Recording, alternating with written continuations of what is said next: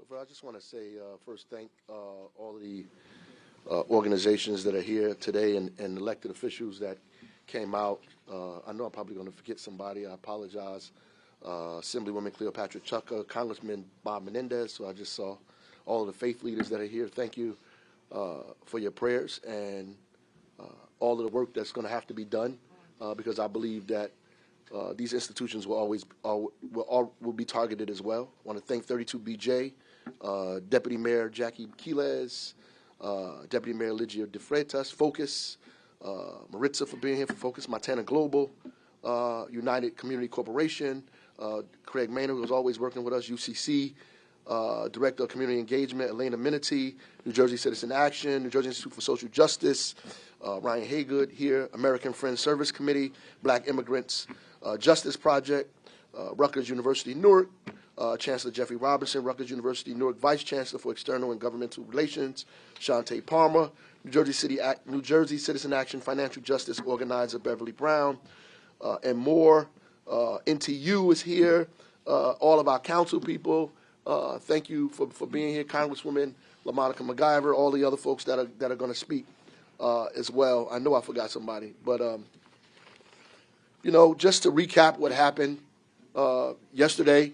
I want to first thank Amy Torres for the work that they're doing in our community and the community partners that are out there protecting folks in our community who reached out to Gabby, who works for us in our office, who jumped on this very, very, very quickly, called us, and we sent our folks down there to the location, to verify what, in fact, had happened. Obviously, some ICE agents raided a business in our city without a warrant. They went in the back of the establishment. We believe that there were 3 people who they say were undocumented that they detained, but they also detained folks that were, in fact, citizens of this country. One person showed their military veteran identification and was still questioned anyway. People were fingerprinted. Pictures of their IDs and face were taken there. When I got this information, I was appalled, upset, angry that this would happen here in this state, in this country, that this would be allowed. Since we said something about it, I convened my folks. I said, we can't just let this happen and not say anything, that we at least have to say something. And so we did, and here we are. And as a result of that, I've got a series of phone calls and emails that were not too nice. One of them says, oh, you're not going to stand idly by. These are dangerous rapists and murderers that the liberals in this country have protected far too long. You want to defy the federal government? F around and find out what will happen, you little whatever. The problem with this is that none of these people were rapists or murderers or criminals. The problem with it is that ICE went in there without a warrant. And we can disagree on politics. You can disagree with me about the role immigrants play in the economy of our community. You can disagree with me about the fact that most immigrants are not criminals. In fact, they are victims of violence in cities. We can disagree about whether you support mass deportation or not. But what we must agree on is that the thing that separates this country from many other countries around the world is the Constitution of the United States.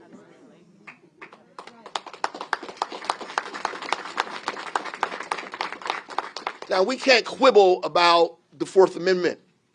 We can't quibble about the 14th Amendment, that everybody has the right to due process, that we should be secure in our person, in our papers, in our property from undue search and seizure. Some smart men came up with this a long time ago, and now it's the constitutional laws that we live by, and nobody has the right to go around those laws, to disregard them. It's a slippery slope when we think it's okay to suspend the Constitution of the United States in order to make a political point or statement.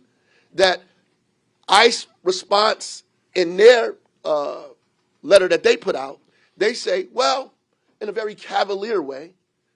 These things happen. There will be some citizens who are going to ask for their ID and their paperwork. There are going to be some citizens who we stop and question. So then my response to that is, how do you determine who's undocumented and who's a criminal just by looking at them? And if we allow people to identify us or put us in categories of criminal or any other thing just by the way we look, then we're going back to a time that was very dangerous in this country, specifically for people that looked like me. I got a letter that said we should arrest the store owner. An email, we should arrest the store owner. I mean, this kind of talk in America is not democracy. This is not the Constitution. This is not a nation of laws. And these are people who say they want to uphold the law, uphold the Constitution, that they love this country. Well, what do you love about this country? The right for us to be secure in our papers. The right for us to have the freedom to practice any religion we want. The right for us to speak, right? The right for us to assemble. The right for us to protest. The right for us to speak any language that we want. This is what we love about this country, that we're not persecuted because of our background. We're not persecuted because who we are. We're not persecuted because of what we believe or what we think. What we love about America is the Constitution, right? The Bill of Rights, the things that allow us to do what we're doing today. Say that we want to protect folks in our community, our neighbors and our family members, that we have a right to protect them, and we will protect them. And I don't care if you write 1,000 terrible emails or call me all day, every day. The fact of the matter is, we believe in democracy in Newark, New Jersey, and we're going to stand on democracy here, and we're going to fight for all of our residents in this city, no matter what that looks like for us. So there's a whole host of people that is supposed to speak today. Mayor, we need the Immigrant Trust Act. We can do that in Newark, but the rest of the state needs it. We need the Immigrant Trust Act. Where's Governor Murphy? Where is Governor Murphy? We need the Immigrant Trust Act now. It's the only thing that's going to protect our people from this happening further. I appreciate the passion and the anger, and you should be passionate and angry. Let us get through this press conference and the steps that we need to take further. We will definitely convene and talk about what we need to do outside of us being in this room today. I'm looking for the run of show here. Okay, sorry. So first, remarks, New Jersey Alliance for Immigrant Justice, Executive Director Amy Torres. Thank you.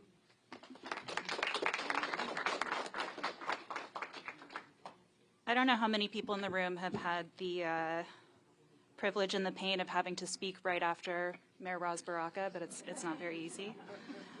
My name is Amy Torres. I'm the Executive Director with New Jersey Alliance for Immigrant Justice. We are the state's largest immigration coalition. We are the state's largest immigration coalition in a state that has one of the largest immigrant populations in the country. If you are a member of the Alliance or you are affiliated with us some way, can I hear your voice right now? And it's because of the power and the strength of this coalition that folks were on the ground yesterday. I want to tell you a little bit about what happened. The Alliance works on policies that empower and protect immigrant communities. And when we're not fighting for additional protections to keep those communities safe, we are out in the community every single day making sure that people are educated and empowered about the rights and protections that they do have. So imagine my surprise, since the election, the Alliance's Know Your Rights work has gone into overdrive. Since January alone, we've provided almost 100 hours of Know Your Rights activities in Newark and across the state. our online engagement for Know Your Rights materials is up over 170%. We have an entire storage closet of Know Your Rights cards that now sits empty. The demand has been there, and we knew that it was going to happen. This is one of those bitter, I told you so moments.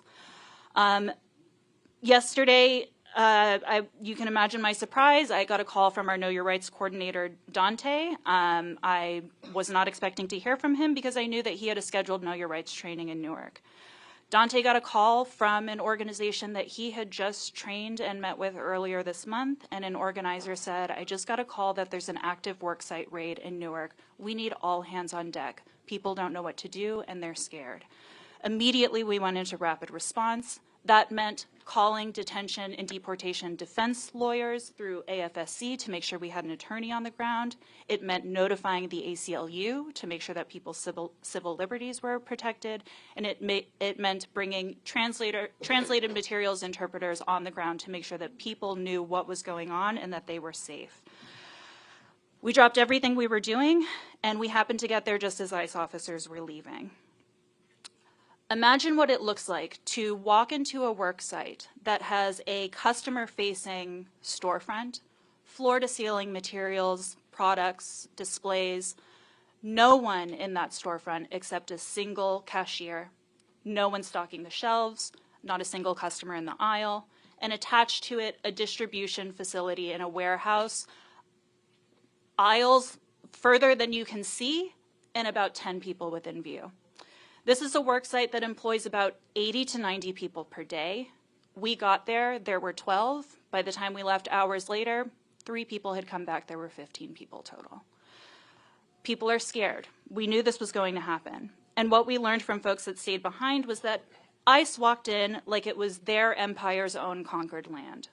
They were heavily armed, there was no prior announcement, they were blocking off entrances and exits. They were scrambling up delivery ramps. They were banging down bathroom doors to make sure no one was hiding inside. And most importantly, as the mayor said, they did all of this without being unable to produce a single name or a single warrant. As you've heard by now, there were arrests, there were interrogations. In ICE's words, this wasn't a raid. You can look at their public remarks. They called this a targeted operation. This type of sterile language suggests that there was some deep intel and prior investigation, that it was a really targeted approach. There wasn't supposed to be any collateral damage. If this is such a sterile and targeted operation, why was a U.S. citizen interrogated? Why was a military veteran's credential and honor called into question? I'll tell you how something like this happens. ICE lies. This is an agency that was created in a post-9/11 period of rampant nationalism. They use fear and racism to justify their presence, to justify their profiling, and to justify their power grabs. These officers came in with guns and started getting into people's faces.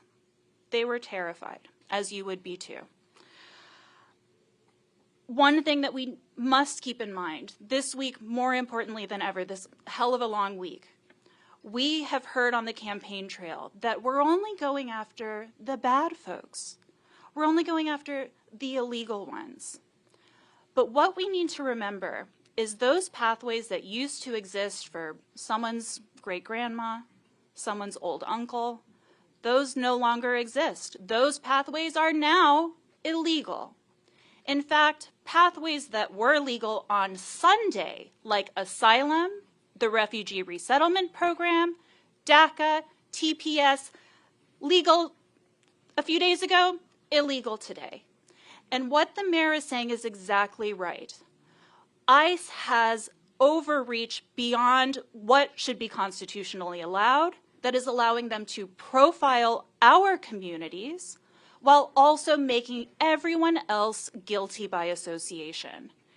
If they can't deport and physically detain you, they want to detain you into the isolation of your own home so that you're disenrolling your kid from school, so that when you are sick or having a health emergency, you're too scared to go to the doctor.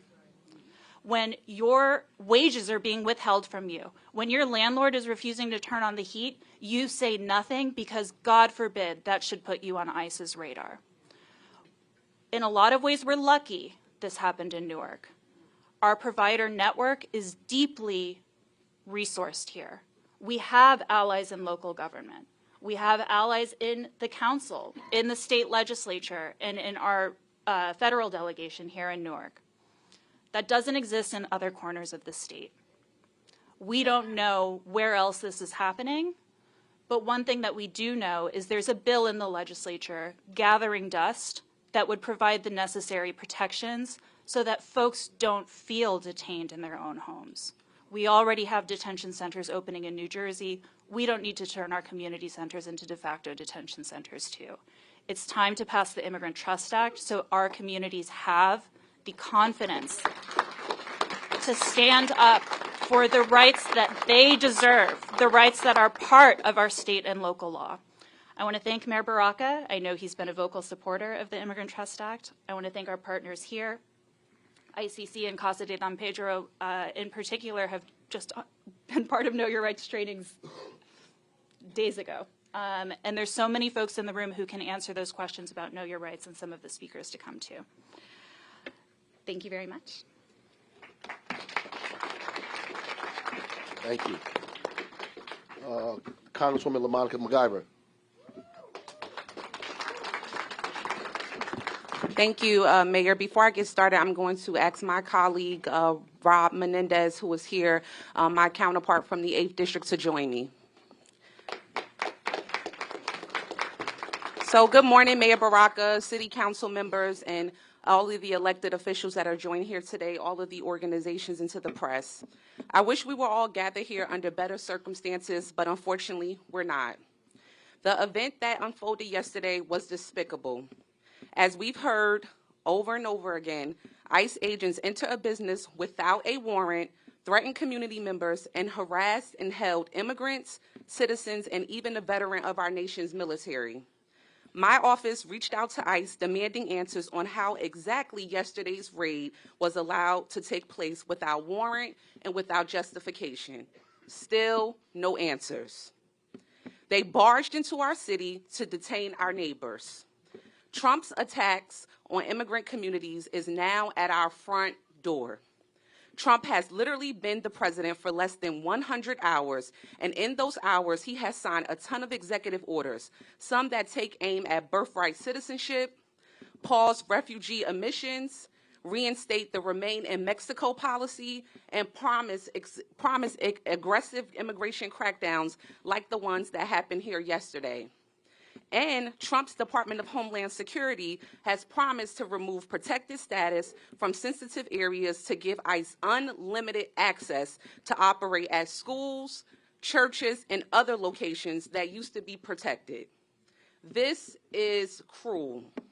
Some of these executive orders are unlawful, and our state, advocacy groups, and elected officials are already fighting back in the courts to protect our communities. Raids and attacks like what we witnessed in Newark yesterday does nothing to make people feel safer. People should not have to fear that going to church or school will result in their arrest or deportation. Parents who have babies in our country should not be told that their child who is born here is not a citizen. That goes against our Constitution. I understand the fear coming from our community, and I want to make it clear. I stand with you. Me and Congressman Menendez, we stand with you. Mayor Baraka, we stand with you. Many of our council members and all of our state delegation folks who are here today, we stand with you. We have to know our rights and stand together to protect ourselves and keep each other safe in these times. My office is here to help. Just yesterday, as news of the raid broke, I hosted an immigrant rights town hall where we spoke to over 5,700 constituents. We have community resources on our website, and we can help with casework inquiries with federal agencies like Department of Homeland Security and ICE. Both Congressman Menendez from the 8th and me from the 10th, we're here to help. The months ahead will not be easy. There are some challenging times ahead of us. Reports of ICE operations like yesterday's are popping up all across the country. But I am with you every step of the way. Many Republicans in Congress, and Congressman Menendez can attest to this, they support these disgusting Trump policies. As a member of the House Committee on Homeland Security, I will see the bulk of these anti-immigrant bills this Congress, and I will reject these bills. I will not back down from this fight. I will advocate for the protection of immigrants in the 10th District and nationwide. I want to make it clear to Trump and his administration that we mean business here in New Jersey. And we will not tolerate his hateful policies. We will fight back together to protect the most vulnerable in our communities, and we will win. Thank you. Thank you all so much for the opportunity to be here with you. LaMonica, it's a privilege to serve with you, especially to represent both Newark and Jersey City together in the halls of Congress. I want to thank Mayor Baraka and his team for jumping into action once there was awareness of what was happening in this great city. I want to thank him and everyone in this room who's made Newark what it is.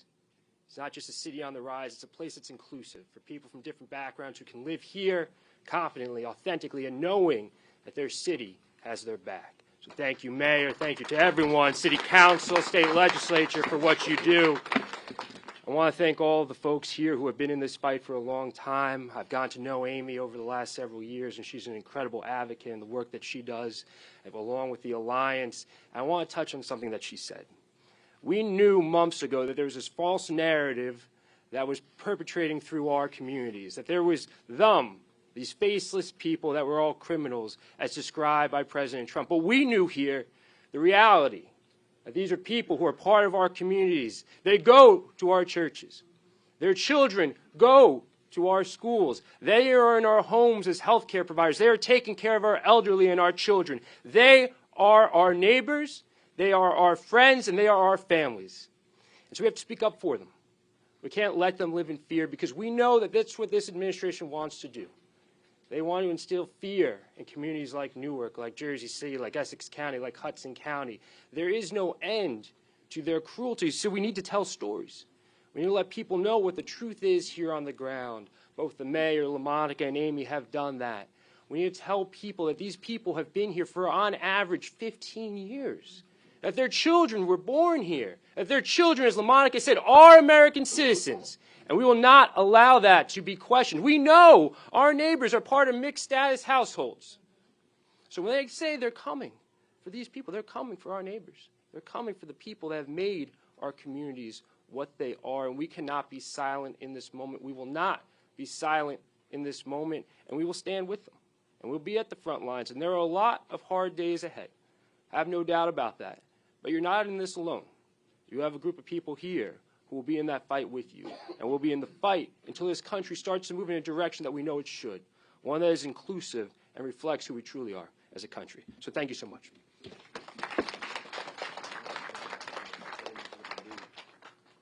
Thank you, Congressman. Senate Majority Leader Teresa Ruiz.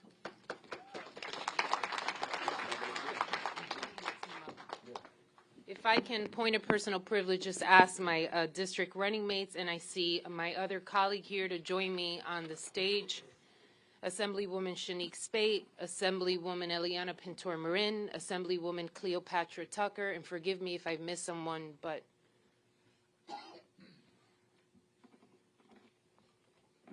so I think we should convene in prayer.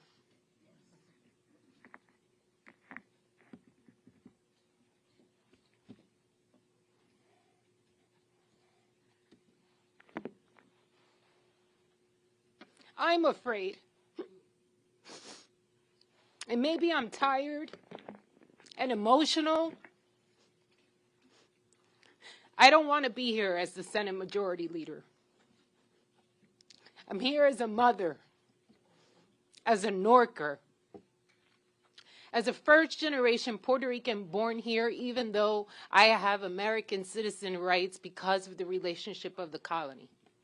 I'm here with written notes because I knew this was going to happen to me today. Because you know what my biggest fear is? That this happens inside of a classroom. Okay, I'm going to get it together.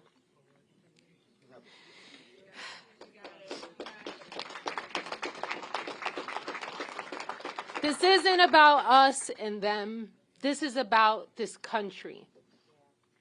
Do you know how many families and people run from fear where they were born and raised, where they're leaving generations of family members to come here to seek protection, opportunity, another day to improve the quality of lives for themselves, running from fear to end up in fear? This isn't America. I know everyone woke up today more anxious than they did yesterday. Immigration raids don't just affect immigrants. It affects us all. Children's, my daughter's classmates, our co-workers, and in many cases, people who we dearly love. They deserve to be treated with the same dignity and respect that we would extend to anyone else. This kind of action, as you've heard consistently over and over by every speaker, only serves to sow fear within communities. It sends a message that so many of us in Newark are proud of, to be from a diverse community, a vibrant community like Newark, or any community in the United States that's reflective of our ideas and goals, that we are hugely vulnerable. It's no longer just about undocumented families, it's about all of us. All of us who contribute to the growth and the wealth and the prosperity of this Garden State. I want you to hear some numbers so that you can make this very clear. So that when there is a headline that identifies one moment in time, one that I'm sure none of us would support in those endeavors, that we don't lose sight of the 99% that is great, good, and God-driven. New Jersey is one of 6 states where undocumented immigrants contribute more than $1 billion in state and local taxes. They make 7% of our workforce. They make our local economies thrive. We must remember that we are a nation of immigrants, born from that direct story, a nation that was built by people seeking a better life for themselves and their family, a nation whose arms were open to say, come to us when you are afraid, and that now we are sending quite the opposite message.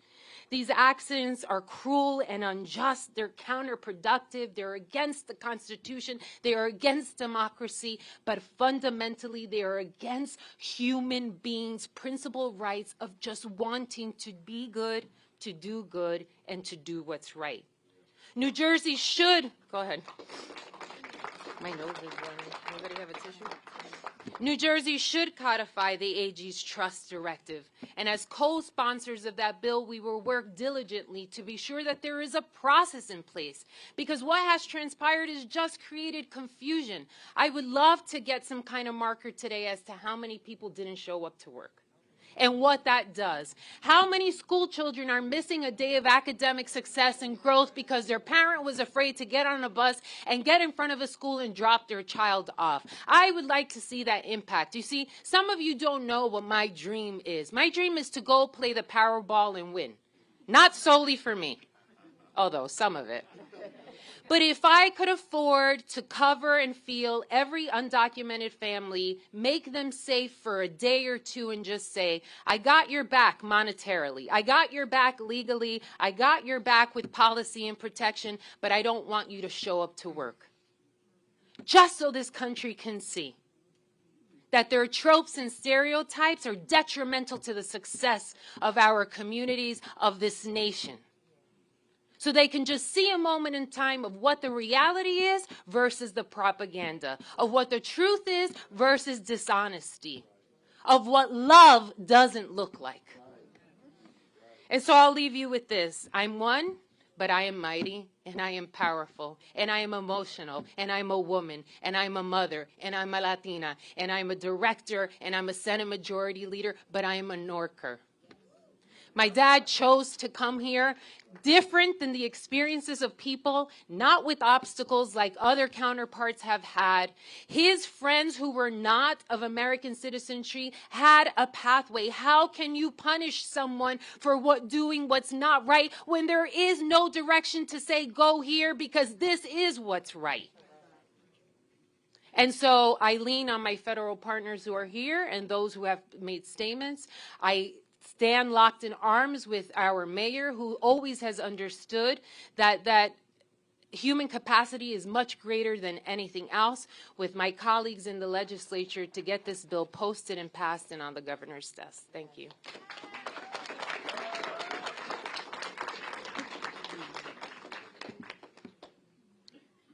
So I'm glad that Teresa got emotional so that I can have a little bit more time. Obviously, I was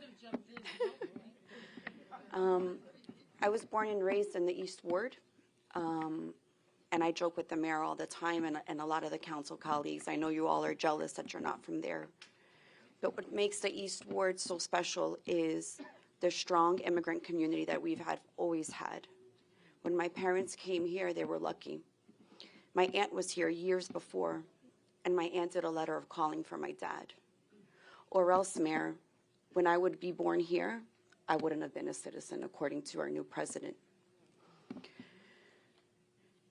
This country gives the opportunity that nowhere else you have the opportunity. If you work hard, really hard, you can make a living. If you work really hard and you make sure that your kids go to school, who knows, you might end up being in a state legislature. You might even be able to run for something else one day. But the thing is that our children, as Senator Ruiz said, are not the culpable ones. They shouldn't be going to school in fear. 50% of appointments that are made at some of our FQHCs since yesterday to today have had cancellations. We need to make sure that our neighbors understand that they are fearful, and that's okay. But we cannot live in fear. We have to help them, and we are here to support them. I live in the Ironbound. I know where my neighbors are. I don't ask them for paperwork when I say hello to them or good morning or how are they. And when I moved into the new street, no one asked me if I had paperwork, but they all came to say hello to us. And that's what we're about. We're about neighborhood, community, and making sure that we're good. So I stand here in support of the mayor and our Congress delegation, and we know that we have work to do at the state level. Thank you.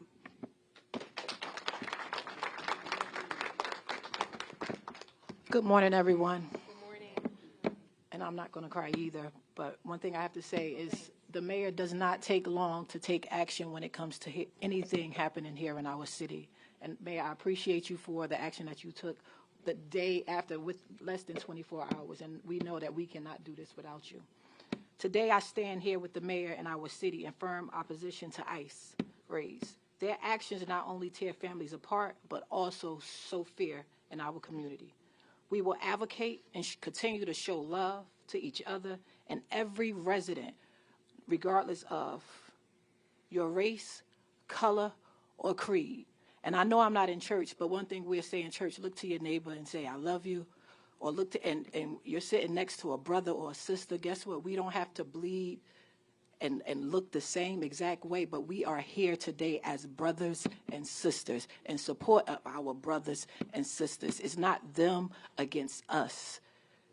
It's not them against us. It's all of us together. And with the leadership of our mayor, we know that ICE have messed with the wrong city. He will not stand down. And Mayor, thank you so much for your leadership. We will continue to support anything that you need to do when it comes to getting ICE out of our city. You definitely have my support. Thank you so much. I'd just like to let them know you have our support. And one thing about it, we have a bill in the Assembly and in the Senate. We're going to pass that bill because you have three in the Assembly. We're we're not just the average people in the assembly. We're called the hell raisers in the assembly. And we have our Senate, that's another hell raiser. So we have to let you know that Essex County, we got your back. We're going to do everything possible. We're going to get this bill passed. And we're just here to say that we're going to just work as hard as we can just to let them know what New Jersey can do and what the city of Newark can do. Thank you.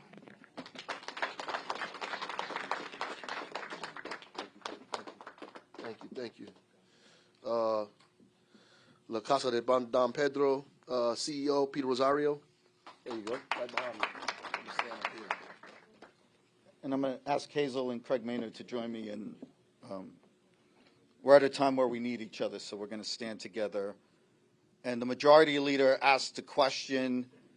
I unfortunately have the answer. At 7:15 this morning, a lifelong black Newarker texts her supervisor to say, please make sure you have this number and call them if I'm detained. Because in Newark, we know that it's not one person's problem. It's all 300 plus thousand of our problems. We did a training in schools, and we had to debate with 3- and 4-year-olds and infants and toddlers what the code was going to be. Is this going to be an active shooter code? Is this going to be a shelter-in-place code? What are we going to do? Will they leave their guns in the lobby, or will they bring their guns with them into our classrooms?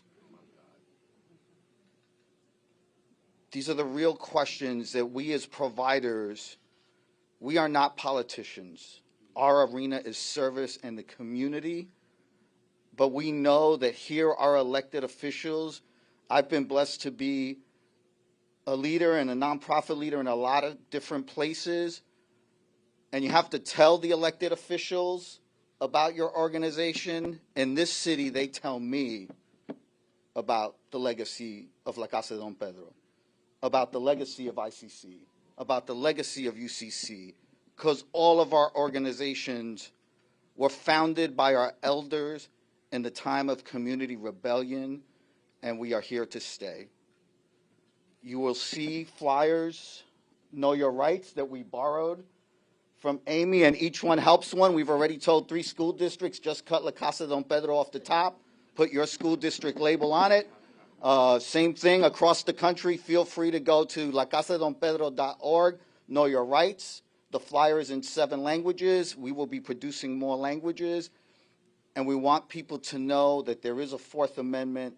They have rights. I will say a few words in Spanish before I turn it over to my colleague Hazel. Para la comunidad, queremos dejarles saber que hay derechos. Y tenemos derechos, y lo que están oyendo en la noticia es contrario a este país.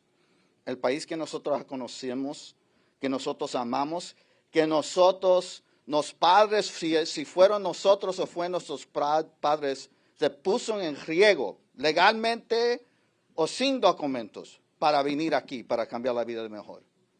Y queremos correr la voz, ayudar a nuestros compañeros y compañeras, darle la información y estar seguro que nosotros vamos a estar con ellos y que todo el mundo vamos a sobrevivir esto. Porque siempre nosotros sabemos las palabras de Celia Cruz, cómo ella terminó sus canciones. Azúcar. All right? So for those who don't know the reference, Celia Cruz always reminded us, it sounded like a tagline in a song, azúcar, sugar, but it was really a mantra and a rallying cry for Latinos to remember that no matter how much you other us, no matter how much you make fun of our accents, the color of our skin, or who we are, we will bring sweetness, we will bring love, we will bring passion, and we are building the American dream every day in this country. Thank you.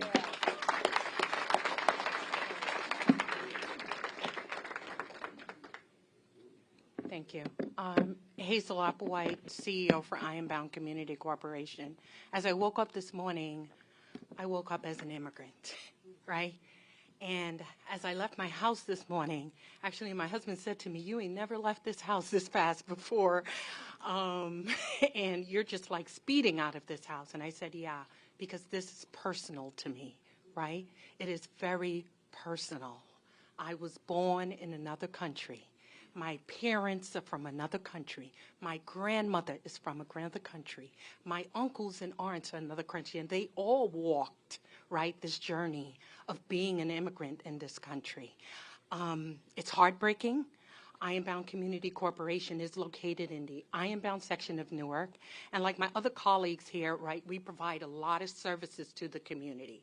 And it's very important that we spread the word and have the community understand that we are there for them, whether it's around knowing your rights, whether it's around services. Communities should not be afraid to leave their home. But by any chance you have a community member that don't want to leave their home, we're going to come to their home. Yeah. We are going to come because no one, absolutely no one, should be without food, going through mental health issues. Do you understand the trauma that families go through? You heard my colleagues and elected officials talk about the journey of coming to America and why some of these folks have actually came because of the trauma they're facing within their countries. And now to be faced with more trauma? Think about the mental trauma that they're having right now within their home. We're doing Know Your Rights trainings. We're doing food distribution. We're doing mental health services. If you need someone just to chat to, my staff is there. If you just need, your kid to be brought to school, because another thing we have to think about, our children are the future. And when you have your kids staying home, remember COVID. After COVID, our kids came back, and let's take a look at the literacy rate. Could you imagine now the impact of parents being afraid to take their kids to school? That's another setback for our future. And at the end of the day, I'm going to retire, and most of us around here are going to retire, but our kids are going to move forward, each and every one of us legacy. So it is very important that we understand the impact that this have on our children. So I am asking and pleading everyone to let's bind together. I love Amy's organization. We've been working with them on a Know Your Rights training. They were at our office, many times talking to us. As a team, I would say, La Casa and myself, we've been preparing for this for a very long time. And folks who told us that it wasn't coming, we just looked at them like, I can't convince you that this is coming, but I'm going to be prepared when it's come. So let's bind together. Let's understand where the resources is, and let's ensure our community understand what their rights are. That's very important. You have rights as a citizen, as a non-citizen, as someone who lives, works, and brings money into our economy. You do have a right. As a human, you have a right. Let's take away all the politics. Just as a human right, you have a right as a human. We don't want that. That's not what we are about as people. That's not what we're about. We're about caring about one another, binding together, resolving issues together. We don't have to agree about everything, right? But let's agree about one thing. We want to treat each and every one, and we want to be treated as humans. So visit our website, ironboundcc.org. Spread the word that Ironbound is definitely here, and we stand in solidarity with our elected officials and the mayor of our wonderful, wonderful city. Thank you.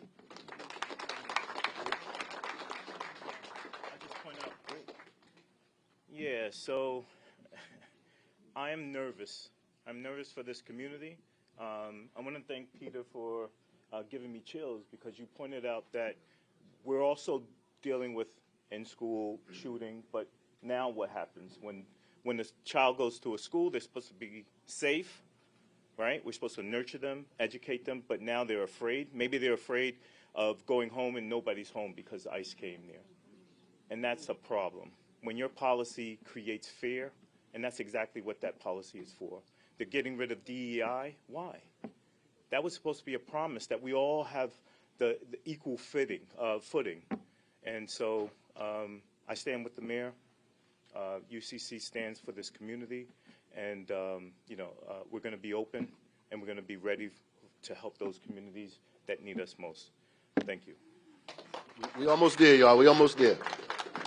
So I want to bring up the Municipal Council President, C. Lawrence Crump, Councilman, from the East Ward, Mike Silva, and I know we have some other council in the audience. If you want to come up, please while they're here. So. Good afternoon, everyone. Let me first thank the mayor, not only for convening this press conference and his quick work, but for what he's been doing for every day, all day, for the immigrant population and the community and the residents of this city. We want to thank also, and let me introduce real quick my council colleagues who are up here. We have Councilman Dupree Kelly from the West Ward, Councilman Mike Silva, the East Ward, you right here, Councilman Luis Quintana, at-large Councilwoman Louise Scott Roundtree, at-large, and Councilman Aníbal Ramos Jr. from the North Ward. Right now, we're going through some turbulent times. We have to worry about the Constitution being trampled. We have to, although the mayor and others have said it, and I'm not going to repeat everything that was said, we have to be concerned about what is happening, concerned about not just what happens to the folks who they're talking about who were raided yesterday in the immigration population, but the slippery slope that comes with it. Because if it doesn't happen to you today, it's going to happen to you tomorrow. And so you have to be prepared to fight today for tomorrow, not only for ourselves, but for our children. And as Senator Ruiz was saying, for our children and our children's children, because it's imperative that we do something now and not wait later. This sets a dangerous precedent. It's undermining the trust of law enforcement, and it's violating our basic principles of justice. You're not only just the legal aspect of it, but also morally. We are our brother's keeper. We are our sister's keeper. We are here to take care of each other. And if we don't do those basic things, what are we here for? We presume there's a presumption of innocence, and although this isn't necessarily a criminal matter, presumption of innocence. We all know what that means. But with ICE raiding, it's a presumption of guilt. They grab everybody up. Then they decide who comes forward and who doesn't. And that's not the way our country's supposed to do that. That's not the way I was raised. That's not the way we were raised. That's not the way this country was raised, was brought up through. There's a chilling impact I think this has on families. Again, it was spoken before, and I think it just needs to be addressed again. This affects your families. This affects your neighbors. This affects your friends. This affects your children's friends. When my son comes home, I don't want him to come home and say, Dad, so-and-so's not there today because something happened. His friend. Then I have to explain to them, an 11-year-old, what is going on in our country and why it's going to be difficult for his growth and his development and for the rest of his family and for the rest of his friends in the class. This raid, to me, this raid is a calling of action. From now on, it says, no more. We know 4 days ago, in 4 days, we see what's happened. We got 4 years. We can't wait. We have to address the issues now, and I'm so glad the mayor is doing so at this point. And we have such a good group of elected officials, appointed officials, those from the community who are going to work together. We're going to work together. The municipal council is going to work with our mayor. It's going to work with everyone to make sure that these raids do not continue. Whatever we need to do now.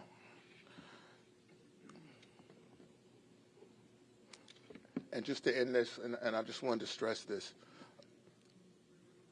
some of these folks in the room, some of these folks looking at the camera, looking on TV, are saying it doesn't affect me. It's not going to affect me. But the reality of it is what affects one of us is going to affect all of us. So we all need to get behind and do what we need to do to ensure the safety of our community, to ensure the safety of our residents, who we love, and who are our neighbors, who are our friends, and who we care about and continue to care about. And that's all I just wanted to say today. Thank you. Good morning, everybody. My name is Michael Silva. I am the councilman of the East Ward. I am a son of this city. I am a son of the East Ward. I am a son of the Ironbound. But most important, I'm the son of Portuguese immigrants who came to the Ironbound some 80 years ago to make a better life for themselves, to make a better life for me. I stand here to be a proud son of immigrants. And what happened yesterday in the Ironbound was a sad day. For those that are watching on TV and don't know about the Ironbound, the East Ward, was built on the shoulders and the backs of immigrants. For you who have never been there, come to a business in the Ironbound, a coffee shop, a restaurant. They're owned by immigrants. They're employees who greet you in the morning with a smile, who come to serve you a coffee or a nice lunch, are immigrants. It's important that we know the sacrifices made for a lot of these people who are here today to get here. How bad must have been where they came from. They chose Newark, New Jersey. They chose the Ironbound. They chose the East Ward to make a better lives for themselves, to make a better lives for their kids. They're here working hard every day. And I'm just going to tell you this final story. Every morning, I'm woken up by the gates next to me by one of my neighbors at 4:45. And where is he headed off to? Work. Many jobs that a lot of us would never do, that we wouldn't get up for minimal wages. And this morning, I didn't hear that gate. Why? I texted him at 7 a.m., and he was still home because he was scared to go to work. Where is the benefit in that? Who benefits in that? So I'm asking that these people be treated with dignity and respect. They are here to make a better lives for themselves, for this family, for this country. And they respect our way of life. And they just want to be part of the American dream. Thank you.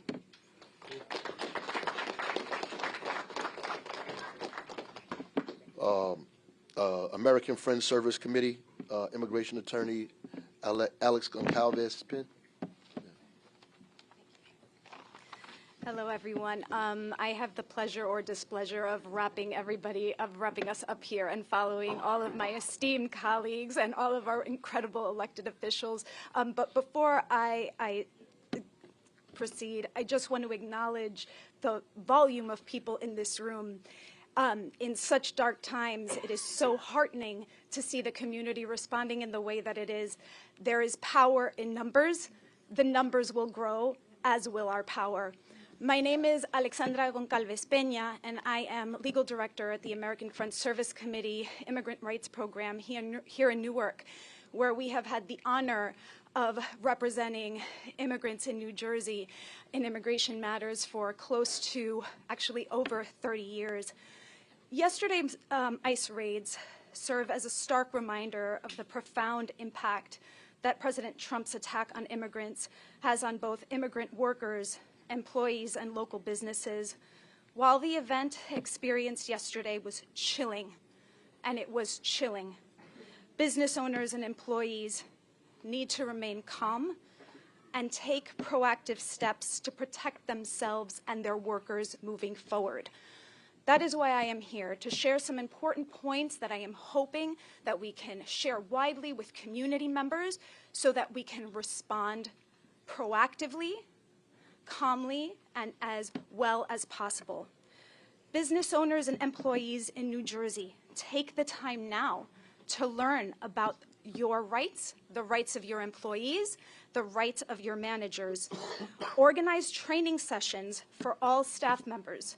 These trainings will cover the rights afforded individuals, including immigrants, under the United States Constitution, understanding the distinction between judicial warrants, subpoenas versus administrative warrants and administrative subpoenas. There are differences. We need to know what they are. Your rights under the Fourth Amendment, and importantly, the limitations on ICE agents' ability to access the workplace, because there are limitations. They cannot run roughshod. Following the training, implementing and maintaining strong workplace policies that safeguard workers' rights and ensure an environment free from fear of apprehension and deportation. If you do experience an interaction with ICE in the workplace and encounter ICE officers, document the situation thoroughly. Collect information, including the names of arrested workers, to assist families and securing legal representation afterwards. We have to respond as a community. Time is of the essence. Connect with community resources. As my colleague shared earlier, notify know your rights, right? Notify employee unions and local immigrant rights groups about any ICE activity. Maintain connection with your community response efforts to stay informed and supported.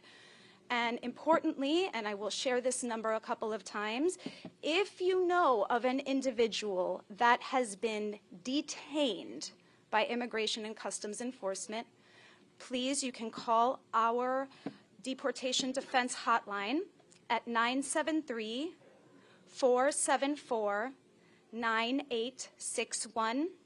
Again, this is for individuals that have been detained by Immigration and Customs Enforcement, 973-474-9861.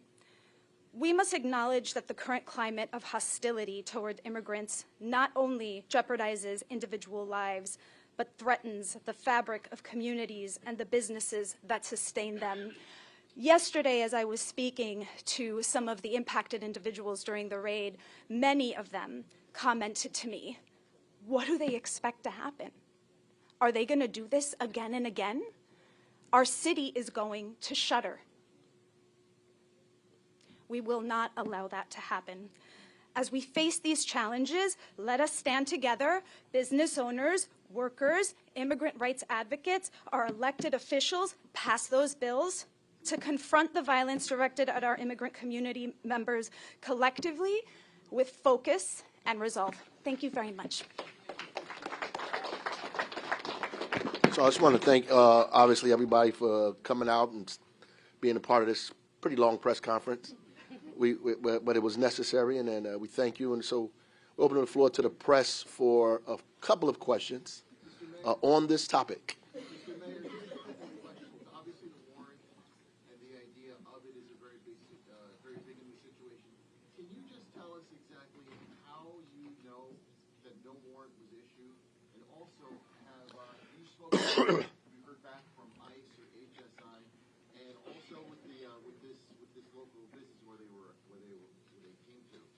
Have you talked to them? Have they given you anything, even like surveillance video that shows the ICE officials walking? Our folks have had extensive conversation with the owner, with the people that were in there, with some of the community advocates that were there as well. So there have been extensive conversation. There is no warrant that anybody has seen. They didn't produce one then, and they haven't produced one still. So it would seem to me that they know that we keep saying there was no warrant, that they would have shown it by now. Right. They didn't have permission to get inside, right? They have no warrant. Mr. Mayor, I wanted to ask you, we do know that prior to the inauguration, there was a standing sensitive location policy that governed critical places like churches, hospitals, right, schools. That changed overnight. What are the consequences for you leading a city of this size where you have responsibility to run those facilities? What are the things that you're doing proactively? And has Governor Murphy reached out to you or the Attorney General, Mr. Foster? Well, I haven't spoken to any of those folks yet, and I'm sure I will. Folks from all over the country have been calling me. Senator Booker have spoken with me twice already about this issue. I've spoken to the superintendent of schools already about a plan that they should put in place at schools, what the procedure would be if ICE shows up at your school door. They need a warrant to go into a school as well. I was a principal of a school, so I know police cannot just come into the school without a warrant. We know this. They can't go into churches and do that, or any houses of worship at all and do that either. We have a Constitution of the United States that we want to uphold. We have this for a very specific reason, to guard us against illegal trespass like this, to guard our papers, our persons, our property from folks who may have a political agenda and seek to, come into our community and commit terror, because that's what happens here. And as everybody already talked about, there are a lot of folks in our community that are already terrorized, that feel afraid at this point, right? So it makes it difficult for us around health issues. It makes it difficult for us around educational opportunity. It makes it difficult for us to make sure businesses function. What's going to happen to the guy's business when people decide not to come there or not to work there anymore, right? So when the economy goes in the opposite direction because of this blanket of fear that we're throwing over everybody here, what are we supposed to do? As a quick follow-up, during the pandemic, Newark stood out as fighting and bringing the community together. Are you concerned about the public health implications of this, that if you could have something like COVID happen and get traction, and people would be afraid to seek care? Yes, absolutely. I mean, during COVID, thanks to some of the organizations that you see up here, they helped us get into hard-to-reach communities, to get people vaccinated, to get people tested, to reach into communities. And we had an incredible participation rate in the East Ward and other places in the community. Because I want people to know, too, like all over Newark, there are immigrants all over this town, right? Period, right? And so it's just not the folks that are afraid in the center part of the city or downtown. There are people afraid all over the city, right? There are West African immigrants in our community. There are Caribbean immigrants in our community, Haitian immigrants in our community who are terrified by what's going on, right? That's a huge population of the folks in the city of Newark. Yes, ma'am. Mr. Mayor, are you going to commit any public resources, any city resources to protect against future actions by ICE? And the Trump administration has said that they'll be prosecuting local officials who don't comply with it. I heard that. Well, I'm not afraid of what these people threaten us. They threaten democracy. They threaten us individually and say they're going to arrest us if we stand up and uphold people's rights. I'm not afraid of that. And if he thinks that we're going to just go to jail quietly, he's got another thing coming. And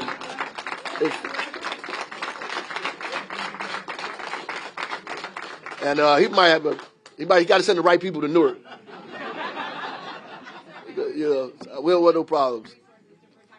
Yeah, so we already have, and we already work with our partners here, and we will more likely try to help them do the work that they do. If we need to provide them resource and opportunity to do that, we'll do that. I think they're better at it than us. The proof in our relationship with Amy Torres and the organization got us moving on what we're doing today because of those relationships. I think sometimes government oversteps and tries to do everything. I think our job is to help resource the organizations that are out here working and partner with them and see if we can help them, whether financially or any other kind of way. But we want to do that, definitely. Yes, yes. What's the name of the business that was raided? I promised the business owner that I would not divulge his business or his name. Yes. Yes. What is in place right now to prevent this from happening tonight or tomorrow night or the next night? Do you have any idea that no more places here in Newark are being targeted right now? Well, no, we don't. And that's the reason why we're here. We don't have any idea what's going to happen. The precariousness of our lives, right now, is very obvious and clear that these people are willing to do anything at any time. What we can do, what we've shown here today, is mobilize ourselves to protect ourselves at any given moment, right? And I was telling my folks we met, I wish that I was in that store. when this thing, when it was happening, I wish I was in that store at that time. I really do. I think we'd be having a different news conference today. Mr. Mayor, what's the step is the city of Newark helping protecting undocumented immigrants for illegal immigration rights?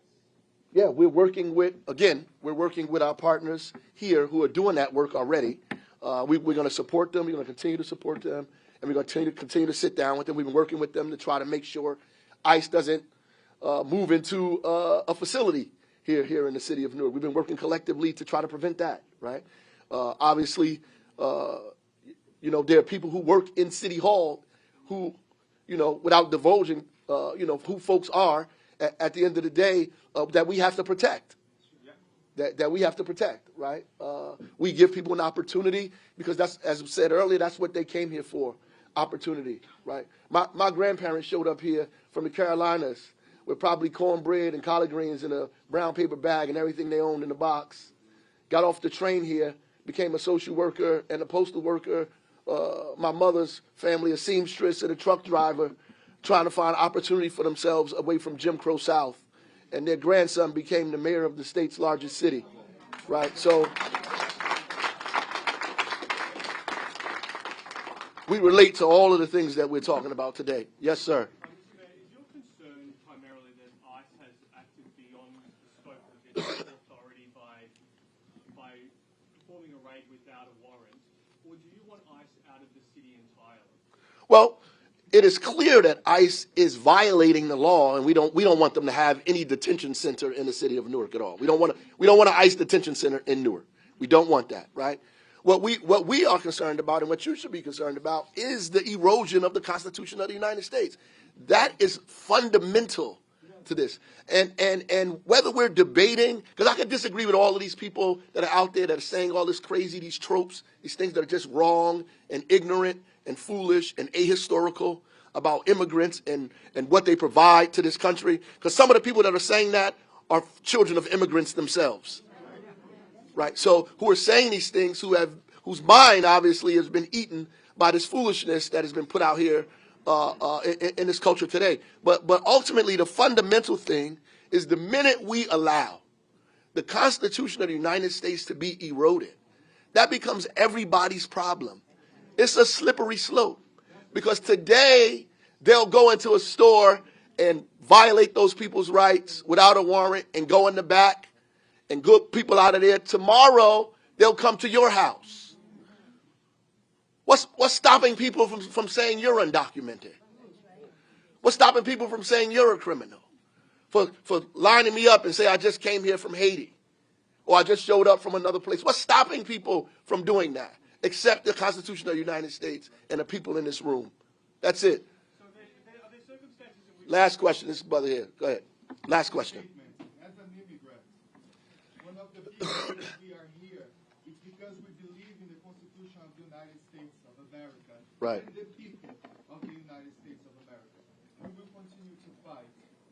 And we're going to continue to support one another, whatever you need. So we're here to give the support. Right.